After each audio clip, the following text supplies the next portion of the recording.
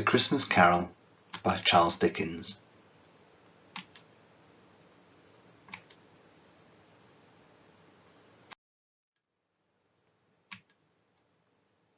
Stave 5. The End of It.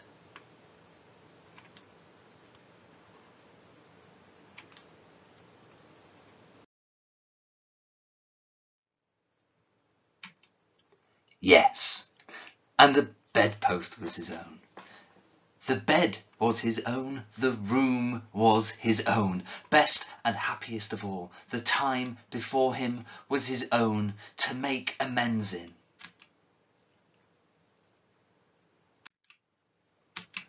I will live in the past, the present, and the future, Scrooge repeated as he scrambled out of the bed.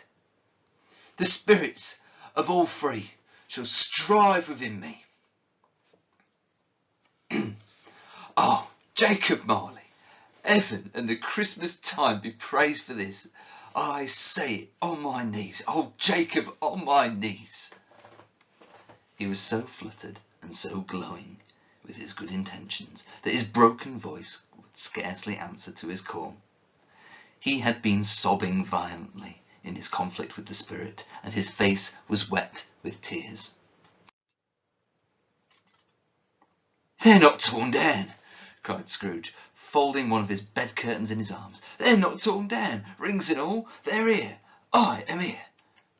The shadows of the things that would have been may be dispelled. They will be. I know they will." His hands were busy with his garments all this time, turning them inside out, putting them on upside down, tearing them, mislaying them, making them parties to every kind of extravagance. "I don't know what to do," cried Scrooge, laughing and crying in the same breath, and making a perfect locoon of himself with his stockings. "I'm light as a feather. I'm as happy as an angel. I'm as merry as a schoolboy. I'm as giddy as a drunken man.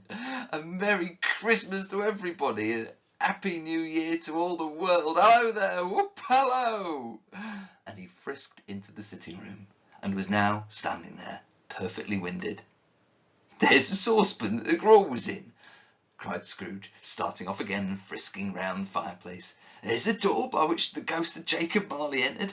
There's the corner where the ghost of Christmas present sat. There's the window where I saw the wandering spirits. It's all right. It's all true. And it all happened."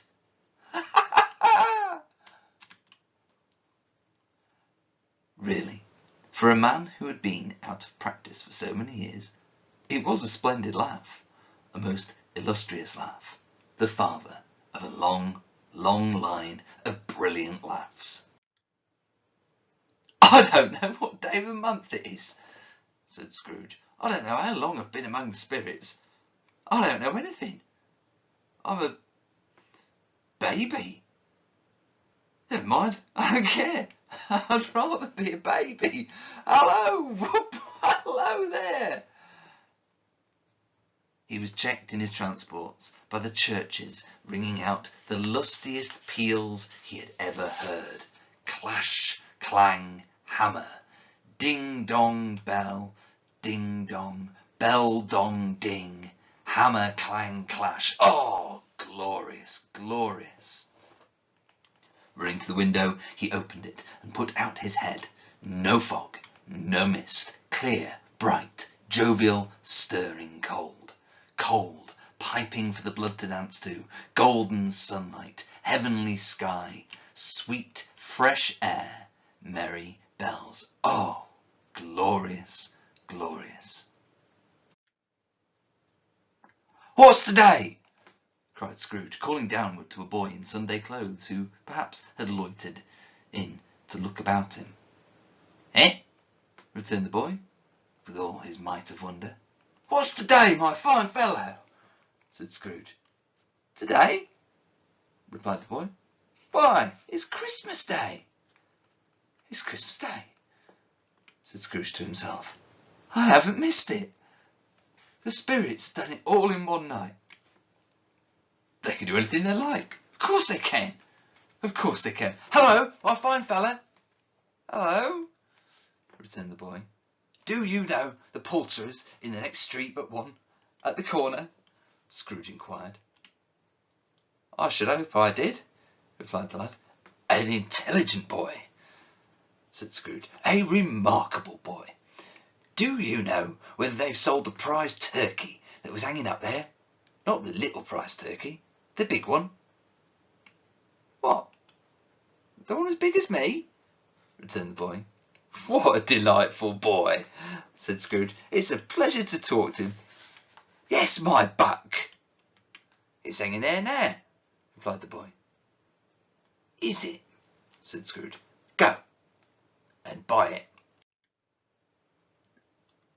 Walker, exclaimed the boy. No, said Scrooge. I am in earnest. Go and buy it, and tell them to bring it here, that I may give them the direction where they will take it. Come back with the man, and I'll give you a shilling. Come back with him in less than 5 minutes, and I'll give you half a crown. The boy was off like a shot. He must have had a steady hand at the trigger, who could have shot off at half so fast. I'll send it to Bob Cratchit's, whispered Scrooge, rubbing his hands and splitting with a laugh. He shall not know who sends it. It's twice the size of Tiny Tim. Joe Miller never made such a joke as sending it to Bob's will be. The hand in which he wrote the address was not a steady one, but write it he did, somehow, and went downstairs to open the street door, ready for the coming of the poulterer's man. As he stood there, waiting his arrival, the knocker caught his eye. I shall love it as long as I live, cried Scrooge, patting it with his hand. I scarcely ever looked at it before. What an honest expression it has on its face. It's a wonderful knocker. Here's the turkey. Hello! How are you? Merry Christmas! It was a turkey. He never could have stood upon his legs, that bird. He should have snapped 'em short off in a minute, like sticks of sealing wax. Why, it's impossible to carry that to Camden Town, said Scrooge. You must have a cab. The chuckle with which he said this, and the chuckle with which he paid for the turkey, and the chuckle with which he paid for the cab, and the chuckle with which he recompensed the boy, were only to be exceeded by the chuckle with which he sat down breathless in his chair again, and chuckled till he cried. Shaving was not an easy task, for his hand continued to shake very much, and shaving requires attention, even when you don't dance while you're at it. But if he had cut the end of his nose off, he would have put a piece of sticking plaster over it, and been quite satisfied. He dressed himself all in his best, and at last got out into the streets.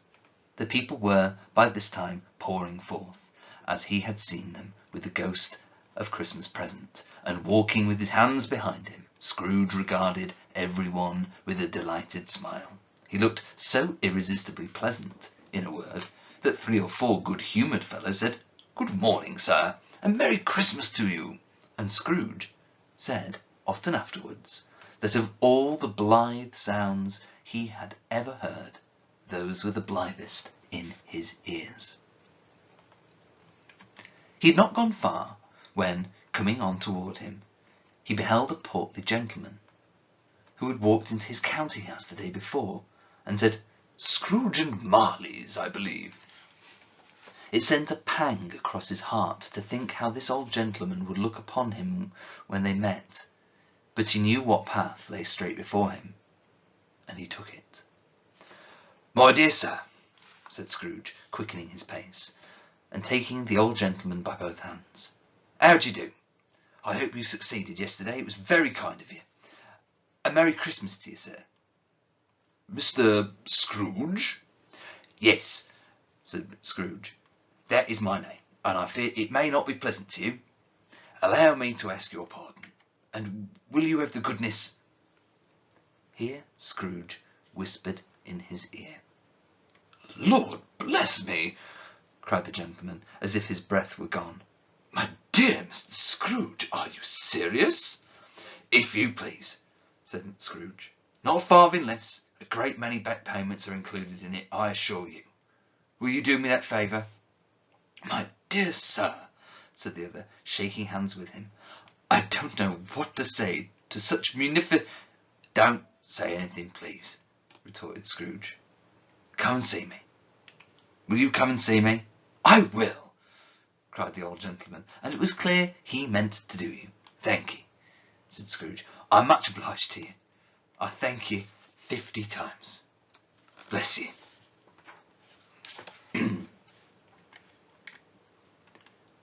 He went to church, and he walked about the streets, and watched the people hurrying to and fro, and patted children on the head, and questioned beggars, and looked down into the kitchens of houses, and up into the windows, and found that everything could yield him pleasure. He never dreamed that any walk, that anything, could give him so much happiness. In the afternoon he turned his steps towards his nephew's house. He passed the door a dozen times before he had the courage to go up and knock. But he made a dash, and did it. "Is your master home, my dear?" said Scrooge to the girl. Nice girl. Very. "Yes, sir." "Where is he, my love?" said Scrooge. "He's in the dining room, sir, along with the mistress. I'll show you up the stairs, if you please."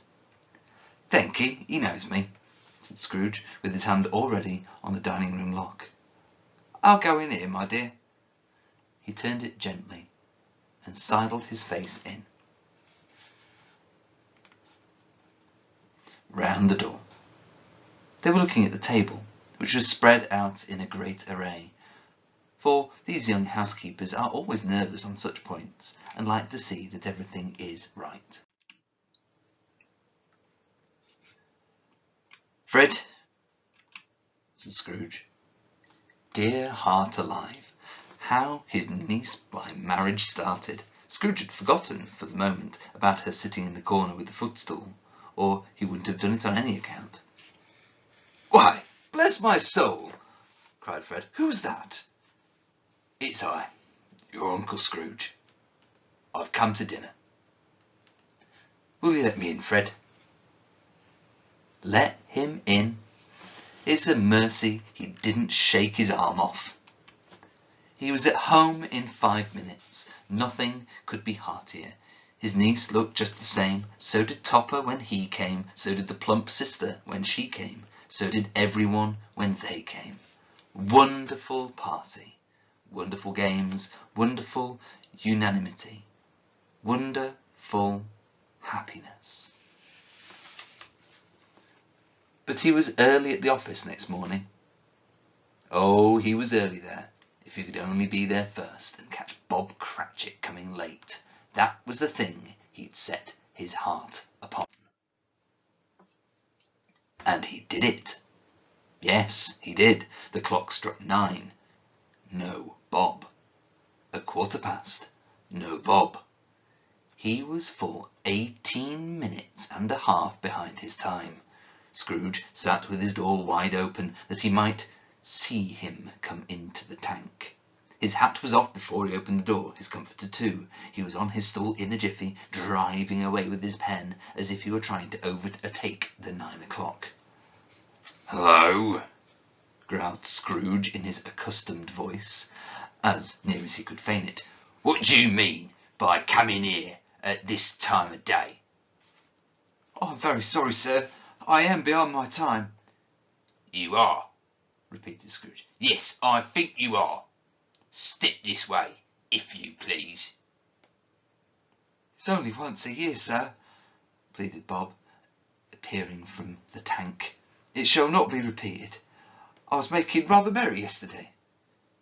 "Now, I'll tell you what, my friend," said Scrooge.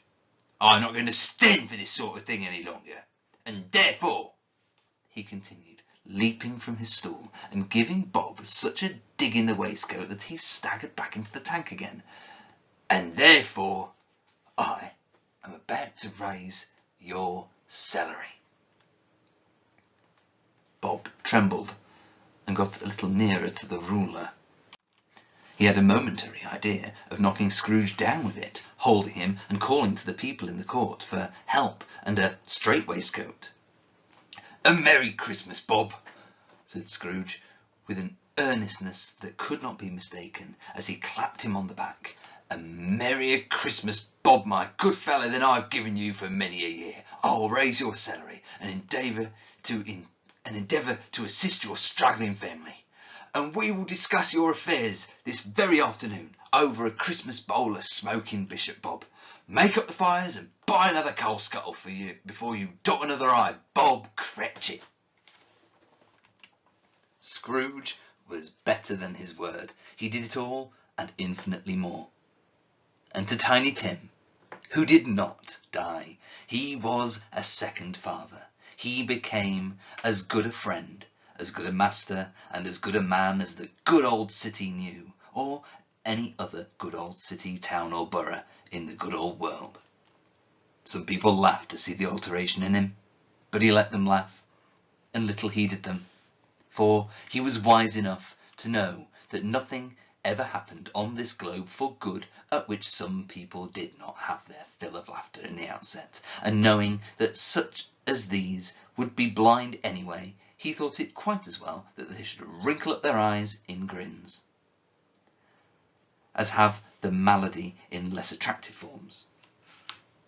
His own heart laughed, and that was quite enough for him.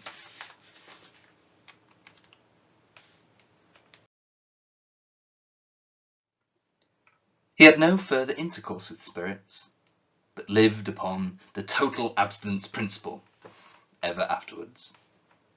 And it was always said of him that he knew how to keep Christmas well. If any man alive possessed the knowledge, may that be truly said of us, and all of us. And so, as Tiny Tim observed, God bless us, every one,